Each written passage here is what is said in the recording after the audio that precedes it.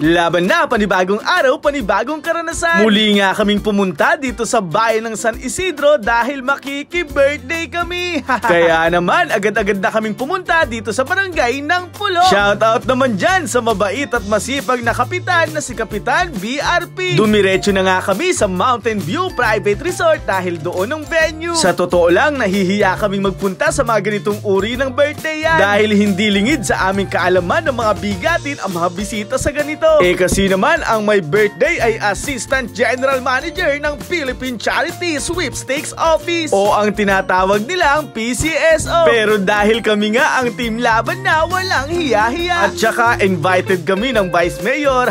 Tatay kasi ni Vice Mayor JC Patiag ang may birthday ngayon. Eto nga't nagkagulatan dahil ang mga dumarating pala ay pinakakain na kaagad.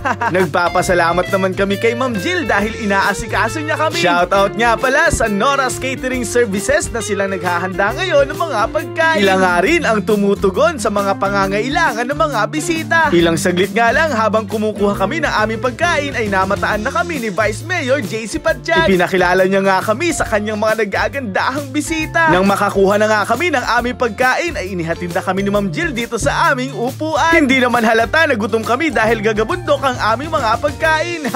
Kasi naman mga kababayan, may litsong baboy tsaka litsong baka. At tagpungang ito ay hindi pa namin nakakadaupang palad ang may birthday. Dahil batid namin na napakarami niyang inaasikasong mga bisita. Nakakatuwa naman dahil marami sa ating mga bisita ngayon ang nakakanood na ng Team Laban na. Katulad nga nitong si Ma'am and Sir na sinadya pa kami dito sa aming lamesa para magpicture. Si Ma'am Jill at si Ma'am Pauline nga ang MC ngayong gabi. At eto nga si Ma'am Jill hindi papakabog sa kantahan. Sadya nga kasing talented yan si Ma'am Jill. Eto nga't nagpasiglang bilang pa ang magtiyahin na si Ma'am Maika at si Yua. Si Ma'am Maika nga ang bunsong anak ng may birthday. Kapatid siya ni Vice Mayor JC Patiag at anak ni Vice ang kasama niyang sumasayaw ngayon. Sa tagpungang ito ay kinuha namin ang pagkakataon upang batiin ang ilan sa mga bisita ni Atty. Larry. Inyo nga mapapansin na halos walang bakanteng lames at upuan dahil sa dami ng nagmamahal kay Atty. Larry. Kasi naman kilala ang taong ito na talaga nga namang tumutulong sa kanyang mga kababayan. At saka kilala ang kanilang pamilya sa pagiging mahusay na lingkod bayan. Ang kanyang asawa ay kasalukuyang bukala ng ika-4 na distrito ng ating lalawigan. At ang kanyang panganay na anak na si Vice Mayor JC Patiag. Ngayong gabi nga ay talaga nga namang mararamdaman mo ang pagmamahal ng mga taong ito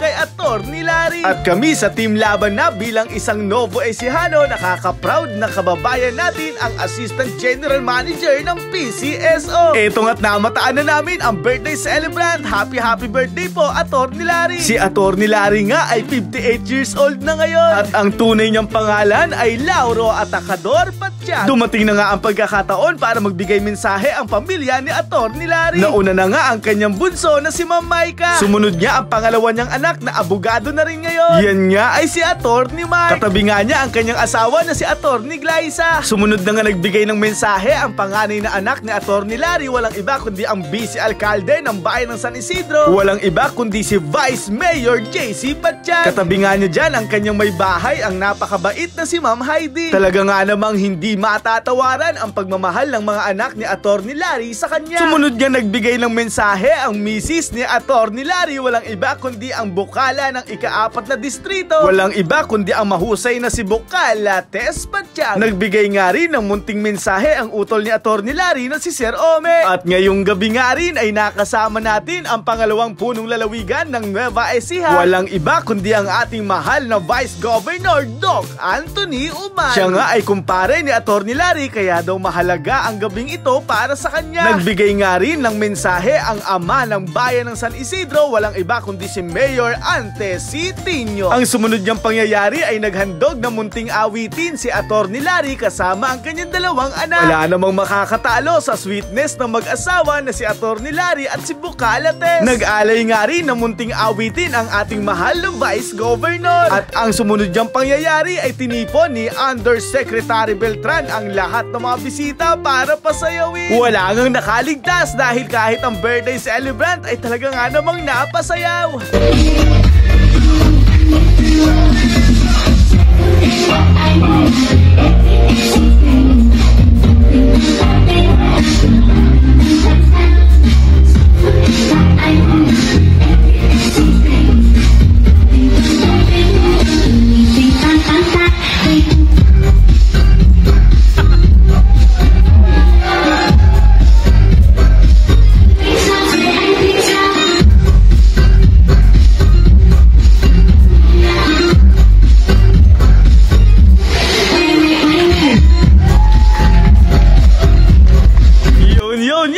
talaga nga namang hindi maikakaila ang kaligayahan na nagaganap ngayong gabi. Isang hindi makakalimutang pagdiriwang na naman ang nangyari sa kaarawan ni Atty. Larry. Dahil nga uuwi pa kami sa bayan ng Laur ay nagpaalam na rin kami sa mga bisita. Eto nga't nagkaroon pa kami ng pagkakataon para makapagpa-picture kay Vice Governor Doc Anthony Umali. Nakakatuwa dahil napapanood nga raw nila ang aming mga videos. Hayaan nyo po mga mahal naming kababayan, hindi kami titigil na ipagmalaki at ipakita ang kagandahan ng Nueva Ecija. Muli po kay Atty. Larry, sa ngalan ng buong team laban niya, kami po ay malugod na bumabati sa inyo. Ang amin naman taos-pusong pasasalamat kay Vice Mayor JC Pattiag dahil nagkaroon kami ng pagkakataon na makilala si Atty. Larry. Bukod sa nabusog kami sa mga masasarap na pagkain ay nag-enjoy kami. Ito pong muli sa SK Philip, isang proud probinsyano at isang proud Nova Ecijano mula sa bayan ng Laur. Sa ngalan ni Imaw, ni Ken, Poy, Kaloy at Dugo, maraming salamat sa pagsama hanggang sa muli. Paalam, ingat, and God bless. Laban na!